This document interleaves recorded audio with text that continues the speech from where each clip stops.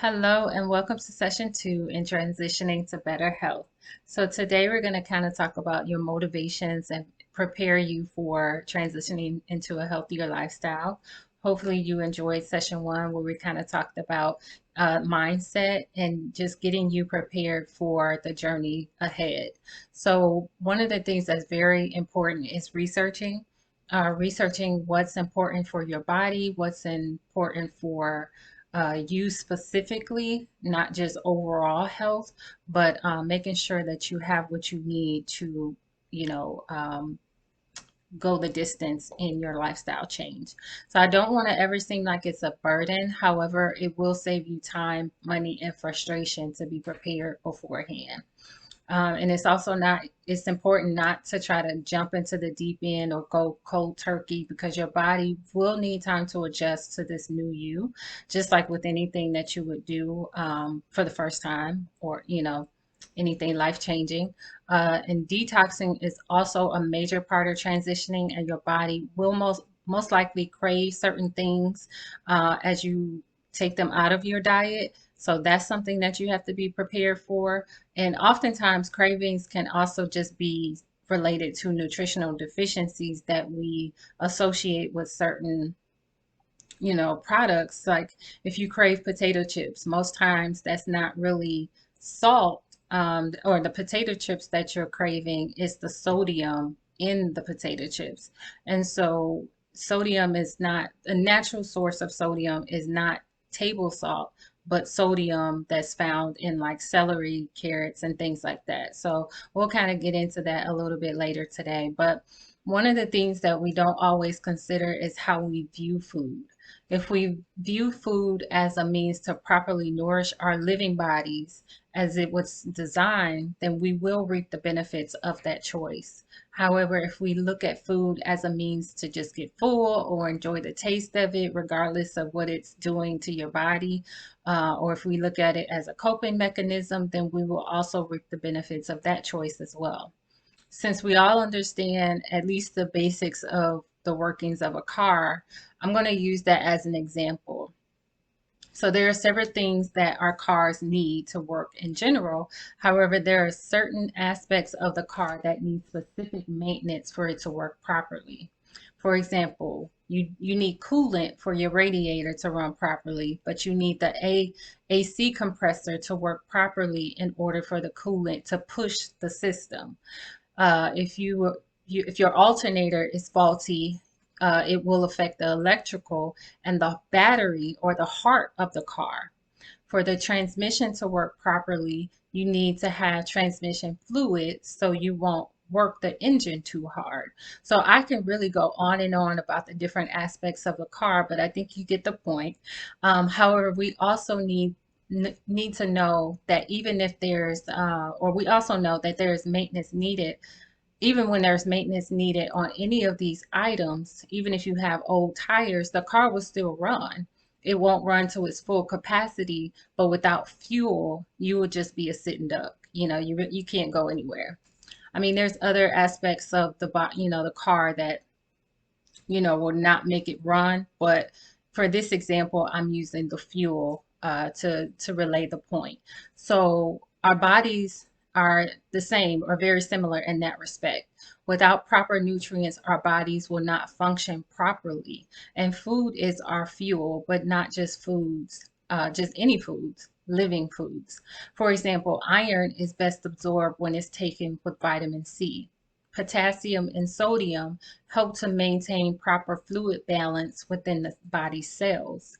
Potassium controls the internal fluids, and sodium, again, not table salt, but natural sodium in celery, kelp, carrots, and the like, control more of the surrounding fluids of the cells. So you need both of them to have proper cell and muscle functions to manage blood pressure, heart function, pH, and also your cartilage. Likewise, magnesium helps maintain the functionality of red blood cells, among other bodily functions, and combined with calcium and phosphorus, help with the strength of your bones. So each one needs the other. It's like puzzle pieces for just the overall picture of a healthy body. So this, of course, is a very small snippet of how important consuming the right foods can affect our body's vitality. So we are living, breathing organisms. So we must eat to live. We must eat food that will support healthy living cells. If you don't, we will slowly deteriorate and open door for disease. And it actually starts while in the womb. Proper nutrition can begin at any stage of life. However, the earlier, the better. Each of us are blessed with a body that is comprised of approximately 100 trillion living cells. Every aspect of our body is made up of tissues that make up organs, which make up our organ systems. So when we don't replace those cells with the correct building materials as they die, the new cell will develop in a weaker state than before. Our bodies are self healing if they get what they need, which also includes what we speak to ourselves about ourselves. If you continue to say, I'm always sick, or I get the flu or cold every year, my head is killing me, our words have tremendous power and they respond to our words, just like anything else in this world where we create with our words, excuse me. So, when committing to anything in life, we must be intentional. By definition, intentional is something that is done on purpose or deliberate. So, when deciding to change your when deciding to change your eating habits, you definitely have to be intentional about the why, what, and the how of this journey. It's one thing to have the right mindset and the right understanding. However, you still may not have the strategy to move forward or the desire to commit. For example, there are those who know what to do, but they just don't do it, which is their choice. So ask yourself, why do you want to begin this journey? This will help you stay committed. Do you want to do it to be overall active, to be more active? Do you want to lose weight, or do you want to go on this journey to manage a health condition? Whatever your why is valid. What is your what? What are you going to do? Are you just going to limit turkey, fish, chicken, limit it to only turkey, fish, chicken? If you want to transition to vegetarianism or pescatarianism. When I first started, even before going full on vegetarian, I really just ate chicken, turkey, and fish. I didn't have any beef and no pork. Not for any other reason, just because it was, those weren't the healthiest options for me. And then you have to ask yourself, how? How are you going to go about it? What is your strategy and what resources will you draw from to help you sustain your journey? So we must begin to reevaluate what your body needs to live and thrive. So you're eating to live again and not living to eat. So also, let's look into a concept. I always try to tell people that dieting is different than a lifestyle change, because dieting is something that you do for a short period of time, right? You go on a diet just to lose weight, for maybe an event, or you go on a diet because you kind of gain maybe 10 or 15 pounds, but then you go back. After that period of time, you revert back to your regular, eating habits. And then it's kind of like a yo-yo where your body is going up and down. And at the same time, depending on what you're eating, you're also having your body go up and down with, if it's not a nutritious transition when you're eating after your diet, then, your body, say you eat maybe too much, again, potato chips and junk food, where you're eating the empty calories, but you're not getting the nutrients. So you had this period of time where you're eating healthy and doing what you need to do to get to the size that you want to be, or after the condition is, dissipated, and then you go back to eating the same way that you did prior to that.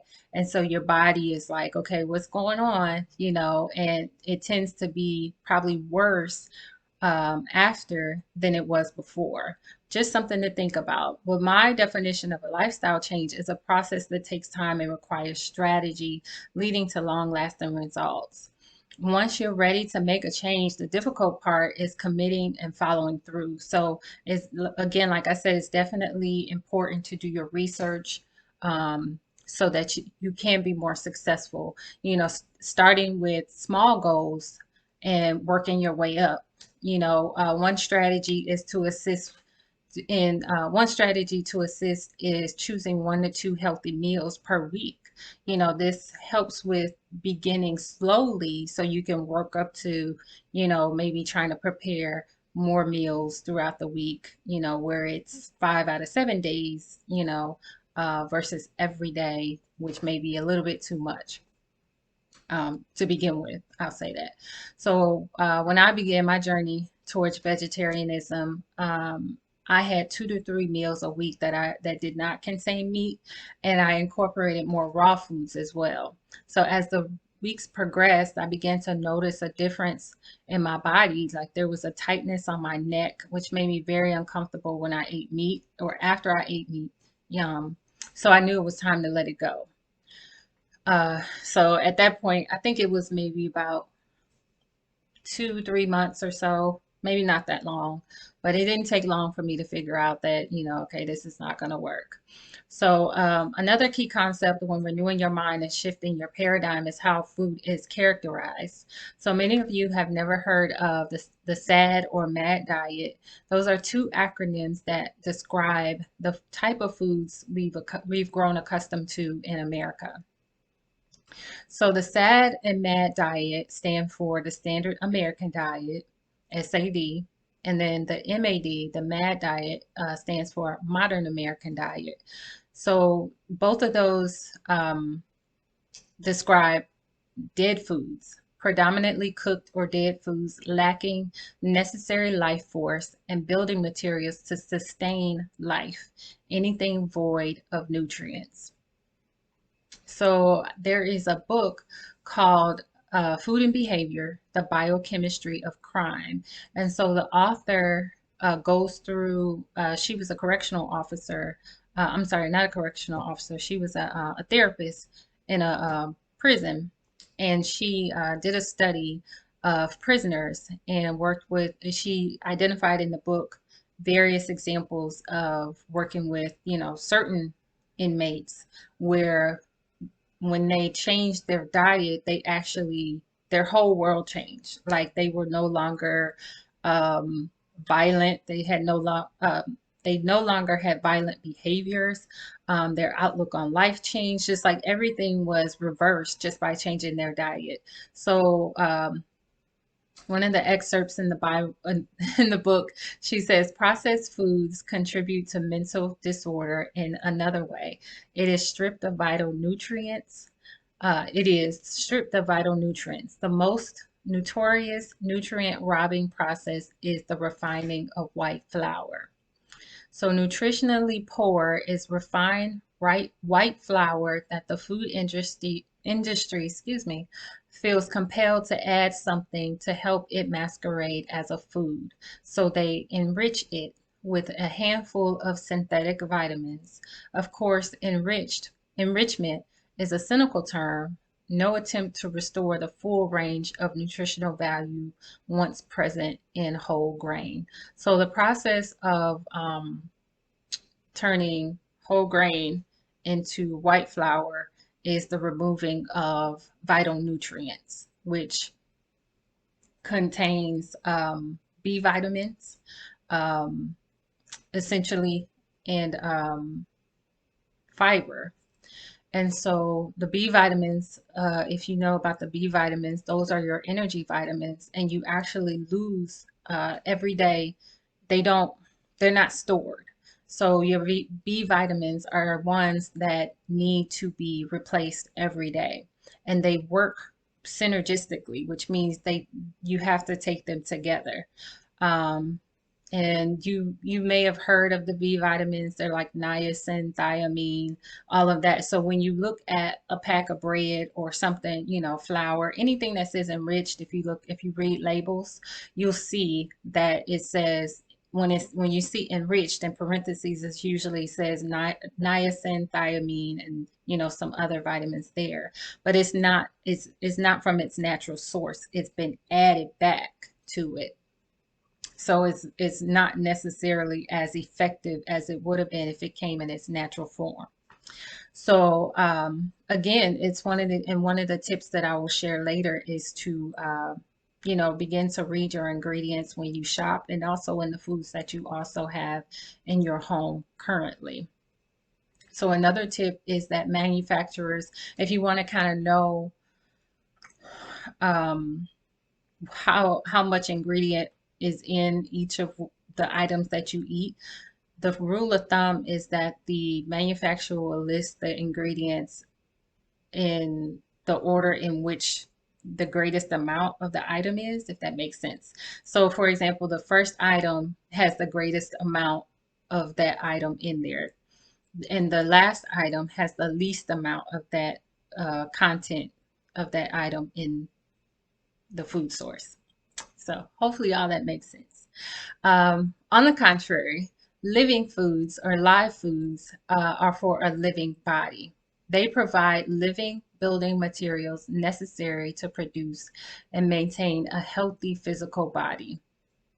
Living foods are characterized as natural, raw, or plant-based foods that nourish the body in order to reclaim the gift of self-healing.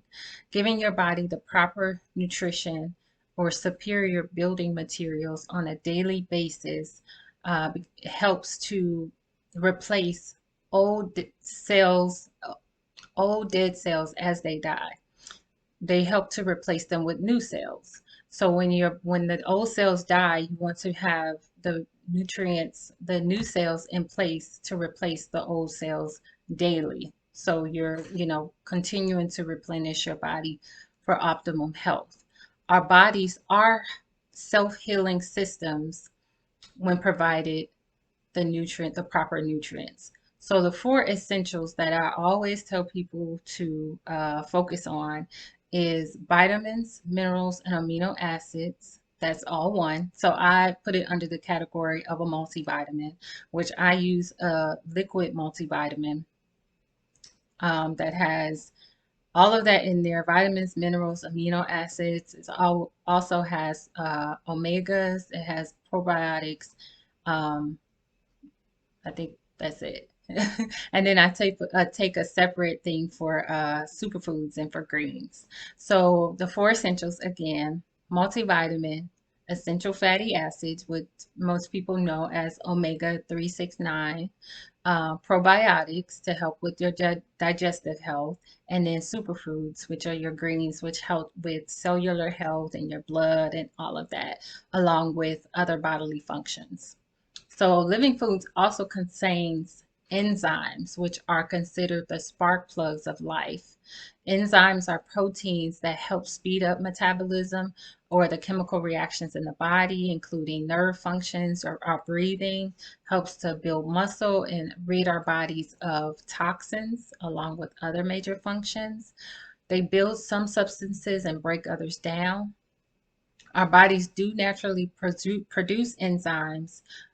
However, if there is a disruption in enzyme activity, which can be attributed to your body's pH level or temperature, as far as like if you have a fever or things like that, it can affect the enzymic activity, which can cause major issues such as Crohn's disease, lactose intolerance, and things like that. So if you find that you are having some issues, maybe the things that I discussed, or maybe look up, you know, if you're dealing with a particular item, if it mentions enzymes, um, research that and kind of see what you need to get to address that issue.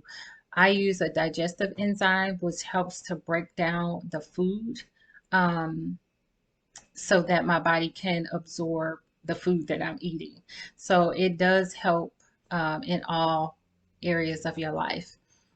Some tips that I will give in relation to starting to eat a healthier lifestyle is, again, research healthier recipes. Um, I get some recipes from Sprouts, Aldi's, as well as a website, Hallelujah Acres.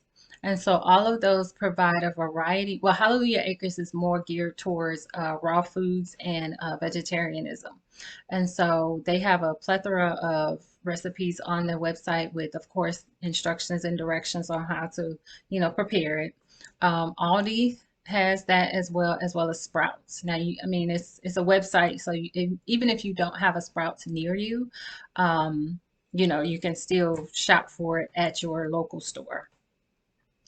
And trust me, I am not a phenomenal cook, but I can follow directions, so gotta stay alive.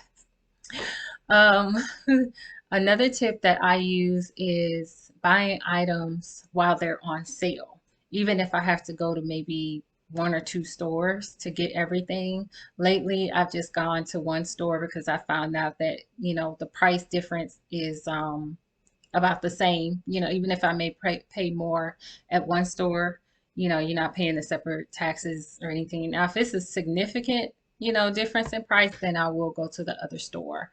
Buying items, food items while they're in season.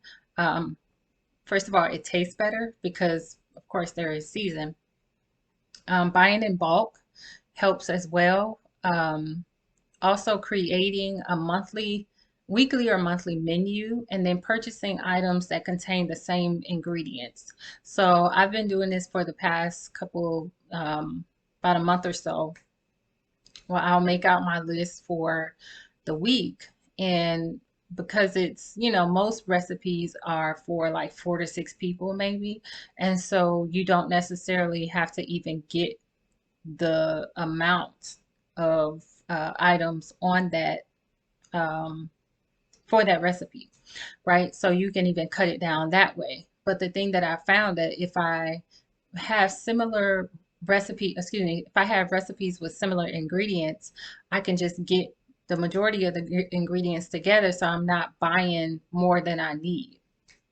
The other thing is that if there's a recipe that has a particular ingredient that I really don't use all of the time, I can go to their bulk section and get it by the pound. So if I needed cayenne pepper, which I really don't use a whole lot, it may be $6.99 a pound at Sprouts, but I only need maybe 2 tablespoons of it.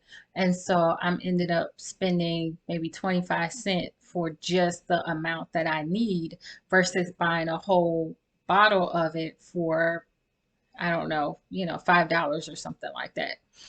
So that has helped to cut costs because I know I've heard a lot of people say, it costs a lot to eat healthy. And granted that there are certain things, healthier foods that will cost more. However, I look at it as, but it's better for me. And then if you're buying foods that are fulfilling the nutritional gaps in your body that will turn off that trigger in your body that says, I'm still hungry, then you're not eating as much as you normally would. So you're not buying as much as you normally would. Um, for instance, look at how many times you buy potato chips or ice cream or just anything that you would, the snacks, fruit snacks or whatever you buy, and add up that bill, and then look at, compare that to when you start eating healthy. You don't have to buy all of the other things. And again, like I said, there are some things that are deficiencies that you crave, that once you satisfy that with the proper nutritional component, you won't even crave the potato chips. So you're not buying that. You're only buying things that actually fulfill your nutritional profile so that you can live healthier and not want the extra stuff. So there's a trade-off to it, but I truly understand that aspect. But again, it's all a part of preparation and the strategy and making sure you have what you need and your body gets what it needs. So I don't want it to sound so restrictive, but you can modify your diet and your shopping list to accommodate your new lifestyle. And then if you need help with that, just let me know. Send me an email or leave a comment and I can provide more information on that. I'm trying not to make this video too long, so I'm going to be wrapping up shortly, but I do want to provide some recommendations to begin to look at scan your cabinets, and as you're shopping, read labels and look at the ingredients. The rule of thumb is that if you can't pronounce it, you probably shouldn't be eating it. Because if I mean, what's in celery. It's celery. You know what's in salad, and so just begin to become more conscious about what you're putting in your body. Um, and then you'll be very surprised. Slowly begin to slowly transition into the healthier lifestyle by kind of trying to limit meat, your sugar intake, and dairy, and replace that with more healthier vegetables, healthier grains such as quinoa and couscous. They do have more whole wheat pastas and things like that. There are ways that you can even make lasagna with zucchini. They have zucchini pasta now, so there's different ways that you can do it. Um, on the Sprouts website, I know that you can, I believe, make your own pasta sauce. You can make your own zucchini noodles. It's a whole plethora of recipes on there to help you. Also, increase your intake of fresh and raw fruits, veggies, and nuts. And try to incorporate, maybe one of the dishes throughout your week. Make it be a raw dish. You can do a,